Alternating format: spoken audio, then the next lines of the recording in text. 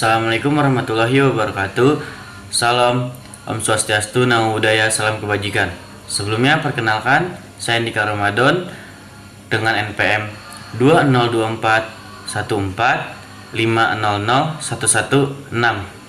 Saya dari kelas X1B 2024, Fakultas Ilmu Pendidikan dan Pengetahuan Sosial, Prodi Pendidikan Ekonomi.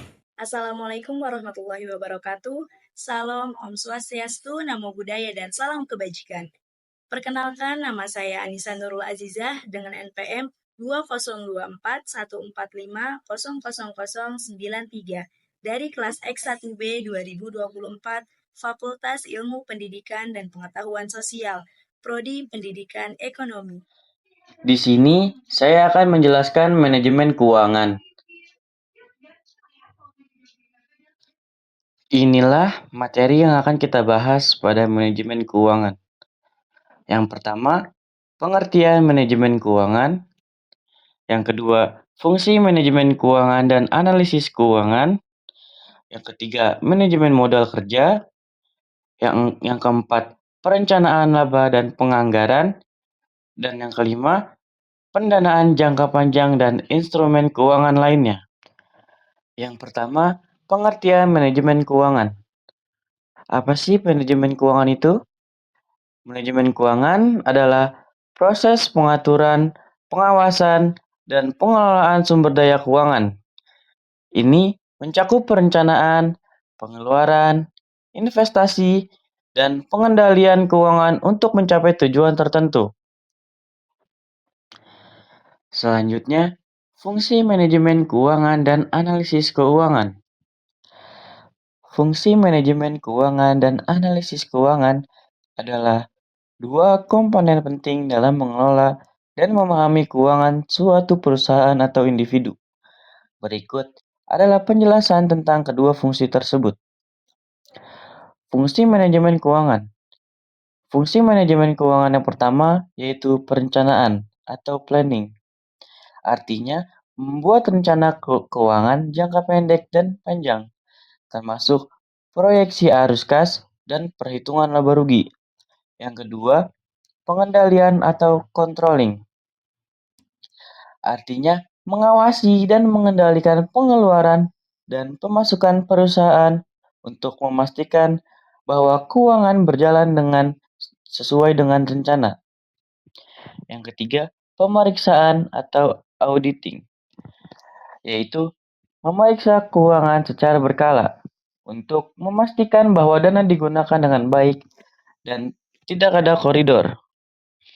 Yang keempat, anggaran atau budgeting, yaitu membuat anggaran yang terperinci untuk mengatur pemasukan dan pengeluaran perusahaan. Fungsi analisis keuangan. Analisis keuangan melibatkan penggunaan data keuangan untuk memahami kondisi keuangan perusahaan. Fungsi analisis keuangan mencakup yang pertama, analisis rasio keuangan, yaitu menganalisis rasio keuangan seperti rasio lancar, rasio modal, dan rasio manajemen untuk memahami kinerja keuangan perusahaan. Yang kedua, evaluasi kinerja, yaitu mengevaluasi kinerja keuangan perusahaan melalui laporan keuangan seperti laporan laba rugi dan laporan arus kas. Yang ketiga, pengambilan keputusan, yaitu menggunakan hasil analisis untuk membantu dalam pengambilan keputusan strategi seperti investasi, pengembangan bisnis, atau pengurangan biaya. Materi selanjutnya adalah manajemen modal kerja. Apa sih itu manajemen modal kerja? Ini dia pengertian dari manajemen modal kerja. Modal kerja adalah administrasi aktiva lancar perusahaan dan kebutuhan modal pembelanjaan untuk memenuhi aktiva lancar. Tujuannya dari manajemen modal kerja untuk mengelola masing-masing pos aktiva lancar dan hutang lancar sedemikian rupa sehingga jumlah net working capital atau aktiva lancar dikurangi hutang lancar yang diinginkan tetap dapat dipertahankan. Adapun sasaran yang ingin dicapai dari manajemen modal kerja itu terbagi menjadi 3. Yang pertama, memaksimalkan nilai perusahaan dengan mengelola aktiva lancar. Yang kedua, meminimalkan dalam jangka panjang biaya modal digunakan untuk membiayai aktiva lancar. Yang ketiga, pengawasan terhadap arus dana dalam aktiva lancar dan ketersediaan dana dari sumber utang, sehingga perusahaan selalu dapat memenuhi kewajiban keuangan ketika jatuh tempo. Konsep modal kerja. Modal kerja adalah investasi dalam harta jangka pendek atau investasi dalam harta lancar. Manajemen modal kerja pada dasarnya bertujuan untuk mengelola harta lancar dan hutang lancar agar terjamin jumlah net working capital yang layak diterima yang menjamin tingkat likuiditas perusahaan. Jenis-jenis modal kerja. Modal kerja itu terbagi menjadi 2. Yang pertama, ada modal kerja permanen. Yang kedua, ada modal kerja variabel. Nah, ini adalah modal kerja yang pertama. Yang pertama ada modal kerja permanen. Apa sih itu modal kerja permanen? Yaitu modal kerja yang harus ada dalam perusahaan agar perusahaan dapat menjalankan kegiatannya untuk memenuhi kebutuhan konsumen. Modal kerja permanen sendiri ini terbagi menjadi 2. Ada modal kerja primer dan ada modal kerja normal. Modal kerja primer adalah modal kerja minimal yang harus ada dalam perusahaan untuk menjamin agar perusahaan bisa beroperasi.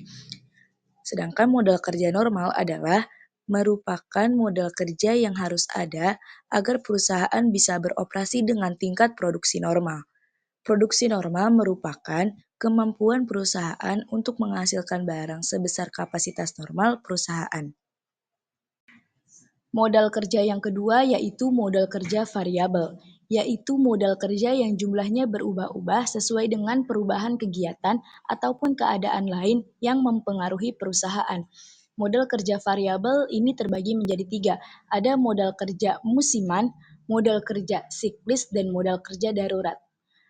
Adapun modal kerja musiman adalah modal kerja yang dibutuhkan untuk mengantisipasi apabila ada fluktuasi kegiatan perusahaan. Modal kerja siklis adalah modal kerja yang jumlah kebutuhannya dipengaruhi oleh fluktuasi konjungtur. Adapun modal kerja darurat adalah modal kerja yang jumlah kebutuhannya dipengaruhi oleh keadaan-keadaan darurat yang terjadi di luar kemampuan perusahaan. Materi selanjutnya yaitu perencanaan laba dan penganggaran. Pengertian, tujuan, dan manfaat perencanaan laba. Pengertian perencanaan laba. Perencanaan laba atau profit planning adalah proses manajemen yang meliputi seluruh tahap operasi di masa depan untuk mencapai tujuan perusahaan. Ini sering disebut sebagai budget perencanaan atau rencana operasi. Tujuan perencanaan laba.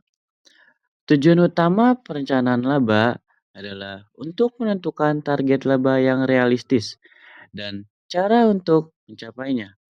Hal ini melibatkan kegiatan seperti penetapan tujuan dan target laba, serta pengidentifikasian aktivitas-aktivitas perusahaan yang dapat meningkatkan pendapatan dan mengurangi biaya.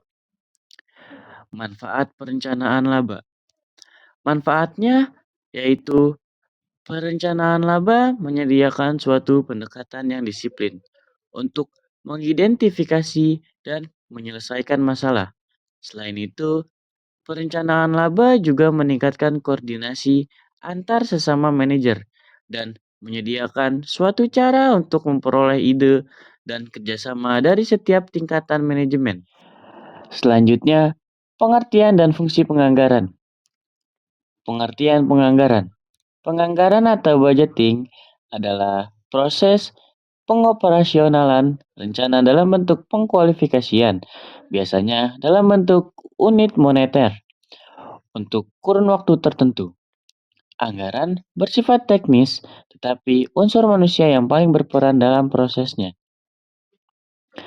Selanjutnya, fungsi penganggaran. Anggaran berfungsi sebagai alat manajerial yang membuat tujuan dan target manajemen dilaksanakan. Anggaran memungkinkan manajemen menentukan titik kekuatan dan kelemahan perusahaan, serta membantu dalam mengukur dan mengevaluasi kinerja aktual dari setiap bagian organisasi. Dengan demikian, perencanaan laba dan penganggaran merupakan alat pengendalian dan komponen yang penting yang memungkinkan manajemen menentukan titik kekuatan dan kelemahan perusahaan. Mereka berdua saling melengkapi dalam proses manajemen keuangan untuk mencapai tujuan perusahaan atau kesuksesan perusahaan. Pendanaan jangka panjang dan instrumen keuangan. Pendanaan jangka panjang dalam manajemen keuangan adalah strategi yang digunakan untuk membiayai kegiatan bisnis atau proyek yang memerlukan sumber daya finansial selama periode waktu yang relatif lama, biasanya lebih dari 5 tahun. Tujuan dari pendanaan jangka panjang ialah yang pertama ada pembiayaan aset dan peralatan. Digunakan untuk membeli aset dan peralatan yang diperlukan untuk operasional bisnis, seperti mesin, properti, dan peralatan teknologi. Yang kedua, menyiapkan dana pensiun. Banyak perusahaan menggunakan pendanaan jangka panjang untuk menyediakan dana pensiun bagi karyawan. Yang ketiga, mengumpulkan modal untuk pembelian properti. Digunakan untuk mengumpulkan modal yang diperlukan dalam pembelian properti, baik untuk keperluan bisnis maupun pribadi. Pengertian instrumen keuangan. Instrumen keuangan adalah aset yang dapat diperdagangkan, baik berupa uang tunai, bukti kepemilikan, atau hak kontraktual. Mereka melibatkan kewajiban pada satu pihak dan manfaat bagi pihak lain, sehingga dapat berupa kontrak yang menimbulkan aset keuangan dari satu entitas dan kewajiban keuangan atau instrumen ekuitas dari entitas. Klasifikasi instrumen keuangan. Instrumen keuangan dapat diklasifikasikan menjadi dua jenis utama. Yang pertama ada instrumen kas, yang kedua ada instrumen derivatif. Instrumen kas ini terbagi menjadi dua. Yang pertama ada sekuritas. Sekuritas ini berupa saham, obligasi, dan instrumen lain yang mudah dipindah tangankan. Yang kedua ada simpanan dan pinjaman. Contohnya seperti deposito dan pinjaman yang disetujui oleh peminjam dan pemberi pinjam. Instrumen yang kedua ada instrumen derivatif. Ini terbagi menjadi dua juga. Yang pertama ada kontrak berjangka. Instrumen yang diperjualbelikan di bursa berjangka dengan nilai keuntungan yang mengikuti nilai pada kontrak tertulis. Yang kedua ada opsi. Instrumen yang memberikan akses kepada pemegangnya untuk membeli dan menjual aset dalam harga tertentu sebelum tanggal jatuh tempo. Berikut manfaat instrumen keuangan. Manfaat instrumen keuangan dalam manajemen keuangan itu terbagi menjadi tiga. Yang pertama ada mengelola resiko. Instrumen derivatif seperti opsi dan kontrak berjangka dapat digunakan untuk mengelola resiko keuangan, seperti resiko perubahan harga, resiko suku bunga, atau resiko kredit. Yang kedua, meningkatkan likuiditas. Perusahaan dengan instrumen keuangan liquid dapat dengan mudah menyediakan uang tunai dengan menjadi instrumen yang dimiliki pada pasar uang. Yang ketiga, mengoptimalkan investasi. Instrumen keuangan seperti saham dan obligasi dapat digunakan untuk mengoptimalkan investasi dan meningkatkan pendapat keuangan. Penerapan instrumen keuangan dalam manajemen keuangan. Yang pertama, perencanaan keuangan. Instrumen keuangan digunakan dalam perencanaan keuangan untuk menentukan strategi investasi, alokasi sumber daya, dan pengelolaan resiko. Yang kedua, pengelolaan resiko. Dengan menggunakan instrumen derivatif, perusahaan dapat mengelola resiko keuangan dan mengurangi dampak negatif dari perubahan pasar. Yang ketiga, mengemban strategi. Instrumen keuangan membantu perusahaan dalam pengembangan strategi bisnis yang lebih efektif, seperti membiayai proyek bisnis atau menghadapi krisis keuangan. Dengan demikian, instrumen keuangan menjadi penting dalam manajemen keuangan karena mereka memberikan fleksibilitas dan kemampuan untuk mengelola sumber daya keuangan secara efektif. Inilah kesimpulan dari materi manajemen keuangan. Yang pertama, pengelolaan manajemen keuangan merupakan komponen penting dalam kehidupan kita, baik secara pribadi maupun bisnis. Yang kedua, dengan pengelolaan yang baik, kita dapat mencapai keamanan finansial dan mencapai tujuan keuangan jangka panjang. Sekian materi yang kami sampaikan. Semoga dari video ini rekan-rekan semua bisa mengambil manfaatnya. Kurang dan lebihnya mohon maaf. Wabillahi taufiq wal hidayah. Wassalamualaikum warahmatullahi wabarakatuh.